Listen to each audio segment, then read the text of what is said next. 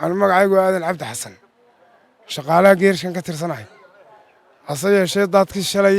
si xoog oo miisaana ayuu noo soo galay hadduu noo soo galayna 7 gaari ayuu qaaday hadduu 4 tukaan iyo 3 gaari oo madaxaajeed tahay midna dhayna tahay midna tiiriyoosay tahay 7 gaari buu naga qaaday iyo xaajeedu albaabka geershka hortiisa dhigay iyo gaadhin dhacdo isagana aan ka soo reebnay oo 9 gaari ila qasaaru aad u weyn yahay waxa soo gaariyana wax laga shaqeynayo u baahan wax anagu aan leenahay ma hayn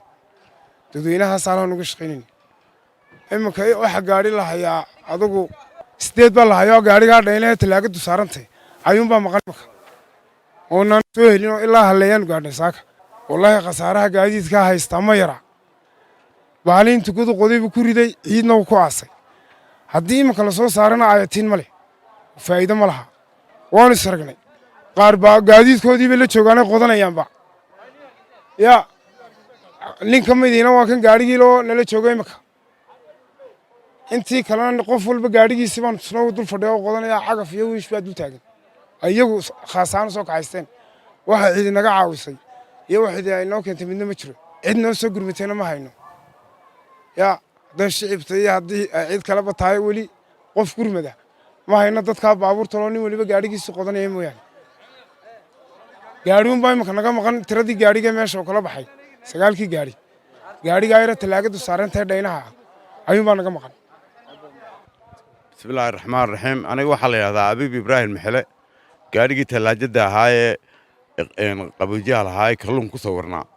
ayaan lahaa geerishkan baan keenay oonu keenay in magaranaysa lagaga shaqeeyo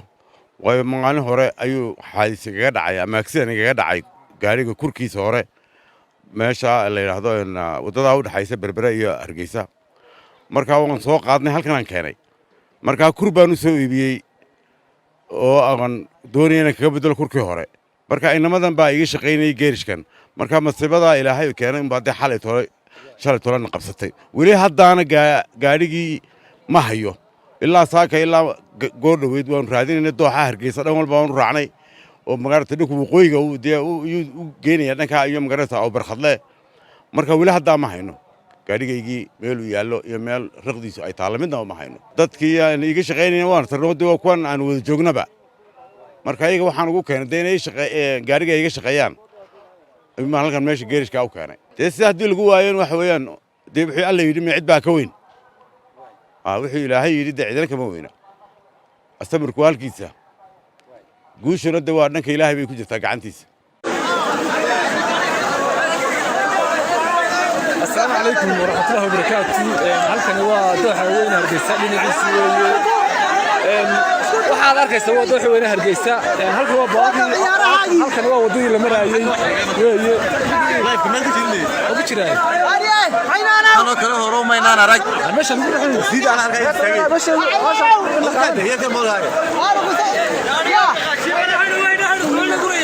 waxa weeye dooxi weyn Hargeysa halkan bulshada waxaan la wadaagaynaa taangiyada baleey waxa maraya oo kale horo ma inaan arag maanta wuu cusubiyay ilaahay laakiin wax dad uu isticmaalkeen 4 gaaliba la sheegayaa ilaahay dad uu ka nabad geliyay manaya kulli wax uu qaatay laakiin la sahlo biyaha markay farabateen waxay ka soo wareegeen xaqii saribada oo bukaas halkan walkii imka way bawrta ka baxaysay ee ka rakaabsan soo markatooyada qaba jiray halkan walaal faqr xidii way halkan wallahi marka biyaha xasan soo baxeen kale waa arqada waxa simay dooxi Hargeysa waxa simay dhulkii kale la simay dooxi waka dooxi Hargeysa waka dooxi Hargeysa dintii galwayni koor wada laga yeelay koor bawrtii rakaabsanaysa weeye oo saa noqday xarka lagu xidhay xarko si aan u jiidanin waa istaaki caasiyada shacabka barana yar bugu darsanaya fiida daadan yar hadda inta aad ku darsaday barawdi waliga ma naraad dad noocan kale bismillaahir rahmaanir rahiim halka waxaad arkaysaa halka waxaan u leeyahay jiraa waa fooqi shacabka halkaasi kaas waa fooqi shacabka waxa weeye halkaasina waa dooxi Hargeysa halka gawaadhida arkaysa waxa weeye gawaadhidii ka bixi jirtay istaanka tagaasida la yiraahdo waxay u baxaan dhaga barkato shabada loo yaqaana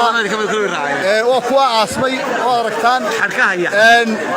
xarkaha oo geedkaas lagu xidhay baabuurta waxa weeye dhulka arkaysaan biyahan oo kale lama arag roobkii jajabka qaaday muddo dheer oo tobanaya sano ay ka dambeeyeen ka hor baa ugu dambeysay roobkan oo ka Hargeysa roobkana wuxuu helay galbeedka magaalada Hargeysa oo biyahani waa biyo soo rugmaday roob badan magaalada halka dusha ka weelin biyaha si fiican waa aragtaan aad baa aragtaan biyaha si fiican baa arkaysaa ma maanaya dooxi halkan dooxi lama moodo waxa lama moodo dooxde simanta way siman biyo maanta waa maanta halkan dooxi lama moodo idinku si fiican baa aragtaan ma maanaya adigaan si fiican idin soo بريش كون أرجع سواء إذا كنت ما يسمى لنا يا حول ما سوي دقيقة أي ما سوي طوح مغنية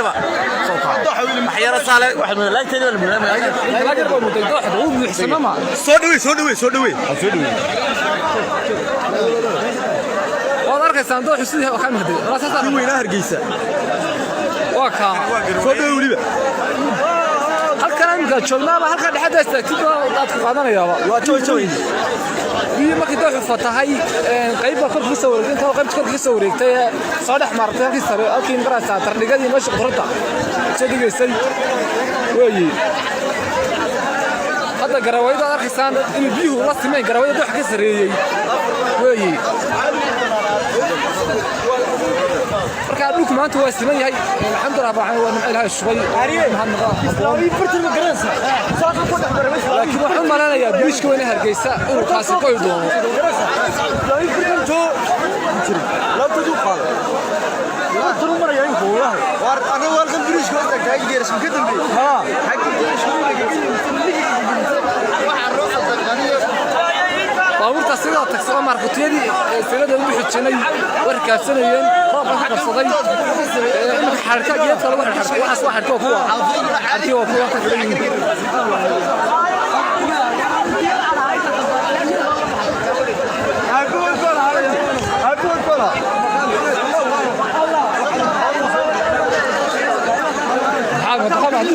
هذا عندما لا سوق تابع الأكل الله بسم الله أبلغ بلا عوها يا عين عوها ورديس كرا ساقاته أنا معكم مغني مكان ولا ضحوا كده راي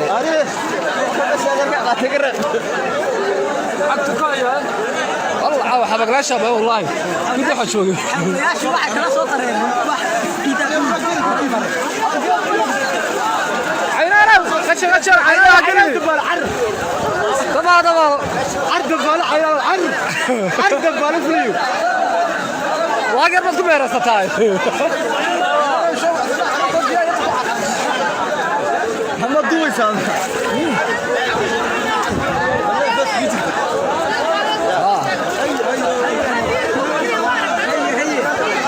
لا يوحنا كبر يعني لا يوم ده كنا بقول ده تقحوجة وختروا والله ده كنيو هالكنا بدوحة